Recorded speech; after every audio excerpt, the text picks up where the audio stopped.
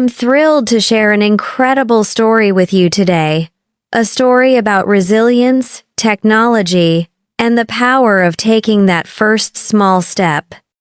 Have you ever felt nervous or stuck when you need to speak English? Do you know the words in your head but find it difficult to speak them out loud? Today's story is about a young man named David who faced this exact problem every single day at his job. This isn't just a story. It's a practical guide that shows how modern tools can help us overcome old fears. By the end of this lesson, you will learn a practical method to build your own speaking confidence. We will master 10 key vocabulary words like embarrassed, routine, and inspire. We will do a deep dive into narrative past tenses to help you tell your own stories. And I will give you practical tips for all 4 skills that you can apply immediately. So, let's explore the incredible story that will bring all this language to life and discover how David fixed his English. Part 1. The Wall of Fear. Our story begins with a young man named David Thomas.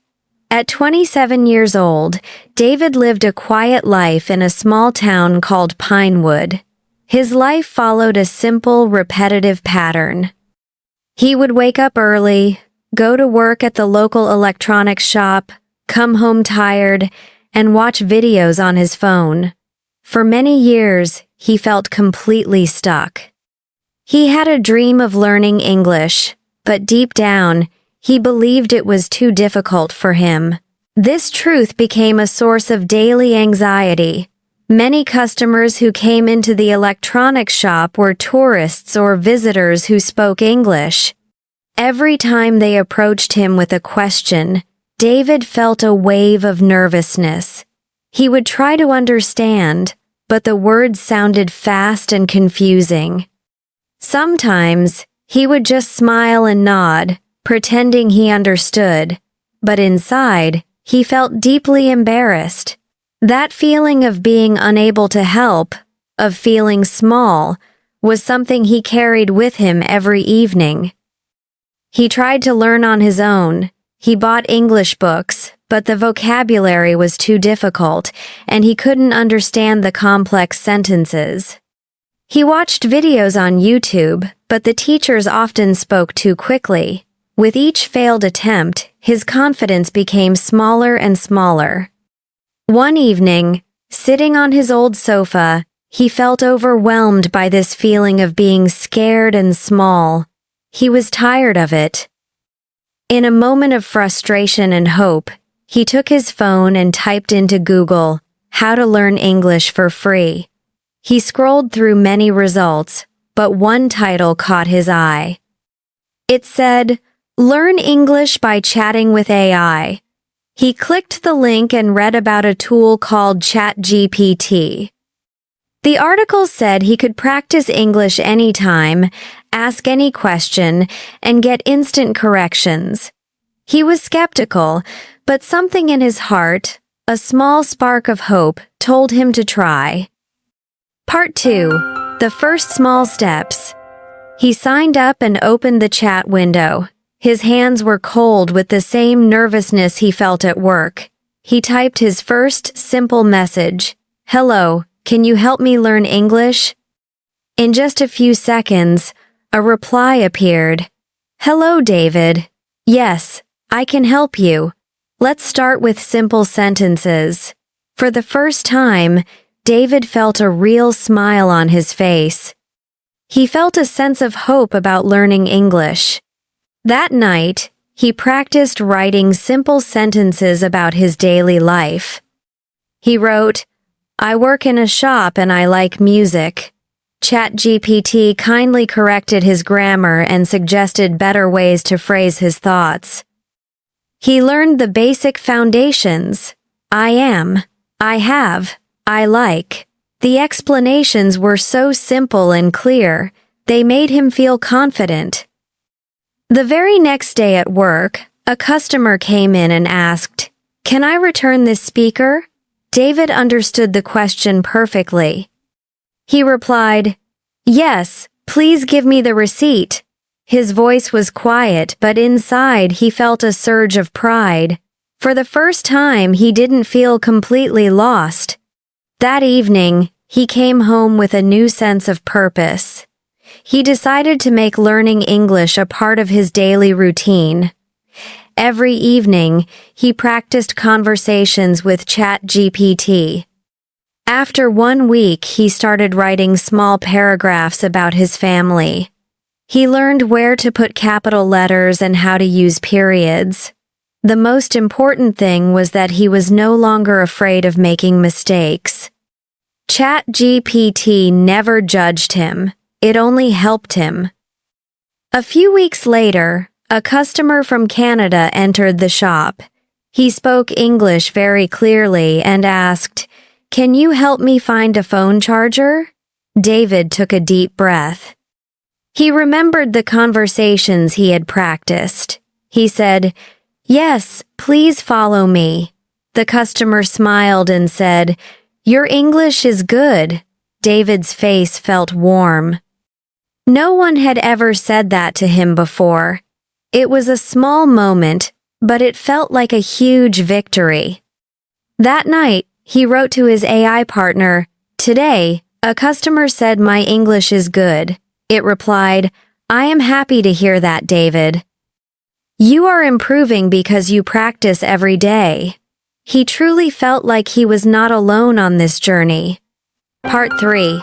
From Confidence to Contribution. As his skills grew, so did his ambitions. He set a big goal for himself, to write a short story in English. With ChatGPT's help, he planned it step by step. He wrote simple sentences about a boy who was afraid of the dark. As he wrote, he felt a deep sense of joy. He was using English not just to communicate, but to create. When he finished the story and read it aloud, he felt so proud that he almost cried. His progress didn't go unnoticed. After 2 months, his boss saw the new confidence with which he handled international customers. One day, his boss called him in and said, "David, you are doing well with English. Would you like to train new staff?" David was surprised. He had never thought he could teach someone. But he said yes, because he wanted to keep growing. His life was changing. The shy man who felt stuck was now a mentor. He then had an even bigger idea. He wanted to help people who felt just like he used to. So he started an online video channel to share his journey. He recorded a simple video on his phone, saying, "Hello, my name is David. I was afraid to learn English, but I practiced every day. You can do it too." In the beginning, only a few people watched, but one person left a comment. "Thank you. Your story gives me hope." That comment meant the world to him. David's journey continued. His company opened a new, larger store in a bigger city, and his boss offered him the position of manager. It was a huge step, one that meant more responsibility and more English. But remembering how far he had come, he accepted the challenge. He thought about that first day he typed hello to an AI. That one small step had changed everything. Now, let's explore 10 key vocabulary words from David's inspiring story. Stuck, an adjective, unable to move or change a situation. Spelling, stuck. For many years, David felt stuck in his life. If you feel stuck on a grammar point, don't be afraid to ask for help. The car was stuck in the mud. Nervous, an adjective, feeling worried or frightened about something. Spelling, nervous. David felt nervous when customers spoke English to him. It's normal to feel nervous before an important exam. She gave a nervous laugh. Embarrassed, an adjective, feeling ashamed or shy about something. Spelling, E-M-B-A-R-R-A-S-S. A R R A S S E D. He felt embarrassed when he couldn't understand the questions. She was embarrassed when she forgot her friend's name. He was too embarrassed to admit his mistake. Confidence. A noun. The feeling that you can trust, believe in, and be sure about your own abilities. Spelling. CONFIDENCE. His confidence became smaller every day. Practice is the key to building confidence in speaking English. She answered the questions with confidence. Hopeful, an adjective. Feeling that something you want is likely to happen. Spelling. HOPEFUL. It was the first time he felt hopeful about learning English. After the good news, she felt hopeful about the future. He remained hopeful despite the challenges. Routine. A noun. The usual order in which you do things. Spelling. ROUTINE. He decided to make learning English part of his daily routine. My morning routine includes exercise and a healthy breakfast. It's good to get into a regular study routine. Improve. A verb. To get better or to make something better. Spelling. IMPROVE. ChatGPT helped him improve his sentences. I want to improve my listening skills. The weather is starting to improve. Goal. A noun. Something that you want to achieve. Spelling. GOAL. He decided to set a big goal, to write a story in English. My main goal this year is to become fluent in English. She worked hard to achieve her goal. Inspire. A verb. To make someone feel that they want to do something and can do it. Spelling. INSPIRE. He thought if he could inspire one person, it would be worth it. Her success story can inspire many young people. This book will inspire you to follow your dreams. Journey. A noun. A long process of personal change and development. Spelling. JOURNEY. He felt like he was not alone in this journey. Learning a language is a long journey, not a short race. She shared her personal journey of recovery. Now, let's focus on our grammar for today. Narrative past tenses. To tell a story like David's, we need to use different past tenses together. Let's look at the three main ones. First, the past simple. We use this for the main actions that happened in the story, one after another. David lived in a small town. He felt stuck. He clicked the link. He practiced every day. These are the key events of the story. Second, the past continuous was were plus verbing. We use this to describe a background action that was in progress when a main event happened. It sets the scene. One evening, as he was sitting on his old sofa, he felt tired. The sitting was the background action when the feeling happened. While he was working at the shop, a customer asked him a question. Working was the background for the question. Third, the past perfect had plus participle. We use this to talk about an action that happened before another past action. It helps to clarify the sequence.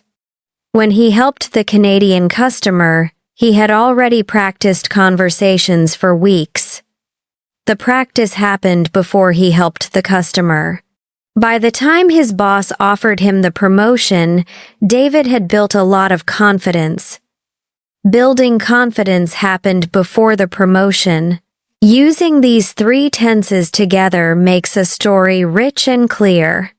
Let's explore some ways you can practice, inspired by David's story.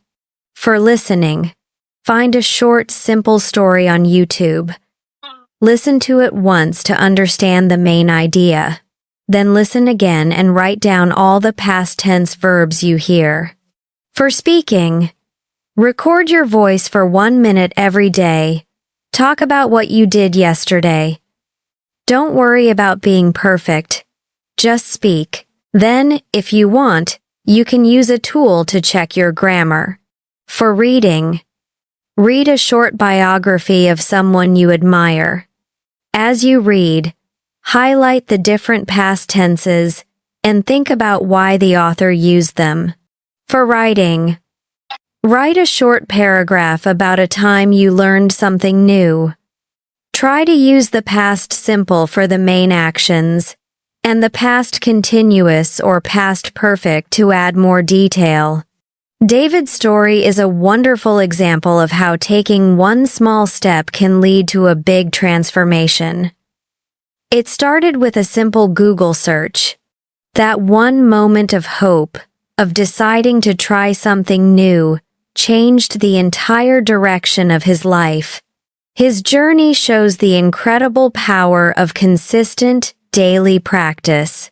He didn't try to become perfect overnight. He started with simple sentences and built his skills step by step. The most beautiful part of his journey is how it came full circle. He started as a shy learner and became a confident teacher, helping his friend and other people at the library. He used his new skill not just to improve his own life, but to give hope to others. Let's summarize the key takeaways. First, we listen to the inspiring story of David, who used daily practice with an AI tool to transform his English skills and his life. Second, we focused on narrative past tenses, the essential tool for telling stories in English. Third, we learned 10 essential vocabulary words for describing a learning journey. As a review, those words were stuck, nervous, embarrassed, confidence, hopeful, routine, improve, goal, inspire, and journey. And finally, we were reminded that the key to learning is not being afraid to make mistakes, and the power of taking one small step every day. I hope David's story has inspired you. It shows that no matter how stuck you feel, with the right tools and a little bit of practice every day, you can achieve your goals. Thank you for joining me today on Grow English Mastery Podcast. What is the biggest challenge you face when learning English? Please share your story in the comments section below. I would love to hear from you. If you found this story helpful and motivating, please give it a thumbs up. It really helps our channel. And if you haven't subscribed yet, please do so now and click the notification bell so you don't miss our future lessons. Sharing this video with a friend who is also learning English would be a wonderful act of kindness. Keep practicing, stay curious, and remember that every small step you take today is building a more confident you for tomorrow. Until next time, take care and happy learning. Bye for now.